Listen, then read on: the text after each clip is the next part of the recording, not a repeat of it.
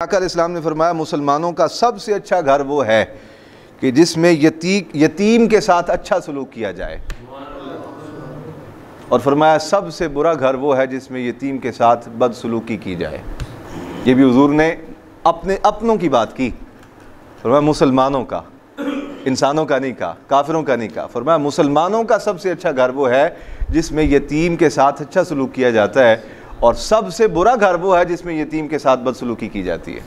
اور امام احمد بن حنبل رضی اللہ تعالیٰ عنہ مسند احمد بن حنبل میں ایک حدیث مبارکہ روایت کرتے ہیں، فرماتے ہیں کہ ایک شخص آیا حضور سید عالم کی بارگاہ اقدس میں۔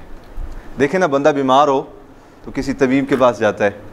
صحابہ کرام کا یہ نظریہ تھا کہ حضور ظاہری بیماریوں کو بھی دور فرماتے ہیں، حضور باطنی بیماریوں کو بھی دور فرماتے ہیں۔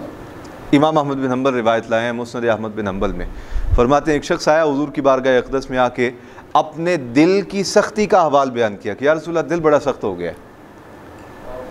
اللہ اکبر۔ میں کچھ عرصہ پہلے کی بات ہے، مجھے ایک بزرگوں کی صحبت میں حاضری کا شرف حاصل ہوا، تو میں ان کی صحبت میں بیٹھا تھا تو کافی دیر انہوں نے وقت عنایت فرمایا، فرمانے لگے جدوں دے آئے ہو اپنی گل کوئی نہیں جی کیتی تے بس میری ہی سنی جان رہے ہو، دسو تے صحیح نہ آئے کس مقصد واسطے سو۔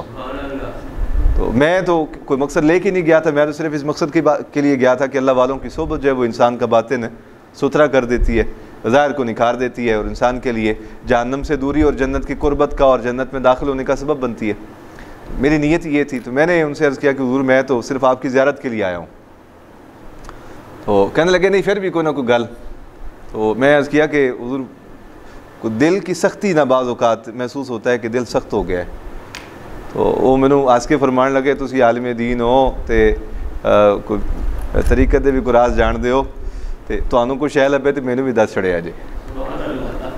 یہ عاجزی دیکھیں نا ان کی، تانوں کوئی چیز ملے ایسی جڑے دل نرم کرے تے مینوں بھی دس دیا جے۔ تو یہ اللہ والوں کی عاجزی ہوتی ہے۔ فرماتے ہیں امام احمد بن حنبل کہ حضور کی بارگاہ میں ایک شخص آیا، دل کی سختی کے حوالے سے ذکر کیا کہ یا رسول اللہ دل بڑا سخت ہو گیا ہے۔ آقا علیہ السلام نے ارشاد فرمایا یتیم کے سر پہ ہاتھ پھیرا کر اور مسکین کو کھانا کھلایا کر۔ یتیم کسے کہا جاتا ہے؟ جس کا باپ نہ رہے، اور مسکین کسے کہا جاتا ہے؟ جس کی ماں نہ رہے۔ اب ماں ہوگی تو کھانا تو کھلا لے گی، لیکن اسے باہر کے جو دکھڑے ہیں ان سے اس کے لیے بچانا مشکل ہوگا۔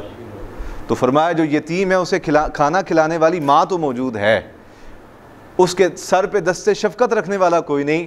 تیرے دل کی سختی کا علاج یہ ہے کہ تو جہاں یتیم دیکھے اس کے سر پہ محبت بھرا ہاتھ پھیرا کر، پیار سے، جس طرح اپنی اولاد کے سر پہ ہاتھ پھیرتا ہے، ان کے سر کا بوسہ لیتا ہے، اسی طرح یتیم کے سر پہ بھی ہاتھ پھیرا کر، اور جہاں تجھے مسکین نظر آئے تو فرمایا اسے کھانا کھلایا کر۔ میں جب یہ حدیث مبارکہ پڑھ رہا تھا تو ایک لطیف بات میرے ذہن میں آئی کہ دیکھیں دل کی سختی کا علاج آقا علیہ السلام نے کیا ارشاد فرمایا؟ فرمایا یتیم کے سر پہ، پھر بولیے کیا؟ یتیم کے سر پہ۔ یارا یتیم کو یہ شان کیسے حاصل ہو گئی؟ یتیم کو یہ مقام کیسے حاصل ہو گیا کہ اس کے سر پہ جو بندہ ہاتھ پھیرے گا اس کا دل نرم ہو جائے گا؟ یتیم کو یہ مرتبہ کیسے مل گیا؟ تو تمام جمع تفریق کرنے کے بعد جو بات سمجھ آتی ہے نا وہ یہ ہے کہ شرعی طور پہ یتیم اسے کہا جاتا ہے جو نابالغ ہو۔ جب بالغ ہو جائے گا تو پھر شرعاً اسے یتیم ہے، جیسا کہ میں نے پیچھے بیان کیا، نہیں کہا جائے گا۔ تو اس کی جو نابالغی ہے نا، اس کا جو بچپن ہے، اس کی جو معصومیت ہے، اس نے اسے گناہوں سے بچا رکھا ہے، اس نے اسے گناہوں سے بچا رکھا ہے۔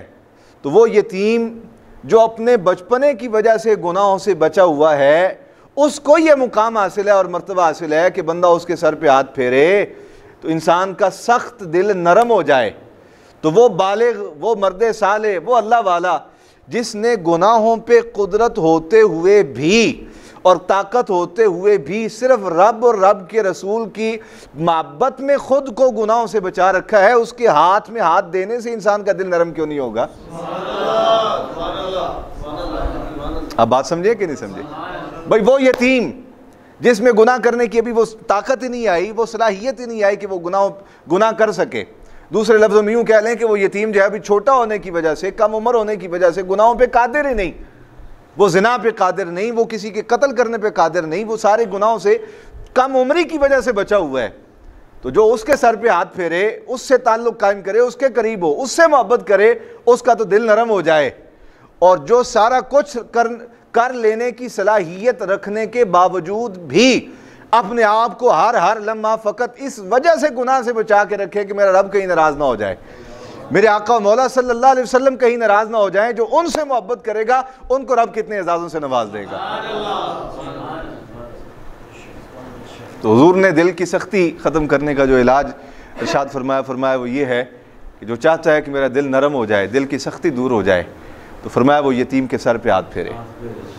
گویا آقا علیہ السلام نے دوسرے لفظوں میں یہ اشارہ دیا کہ جو بے گناہ ہے نا، جن کے پلے گناہ کوئی نہیں، جن کے ذمہ گناہ کوئی نہیں، جو گناہوں سے بچے ہوئے ہیں، ان کے قریب ہو جا، اللہ تیرا دل نرم کر دے گا.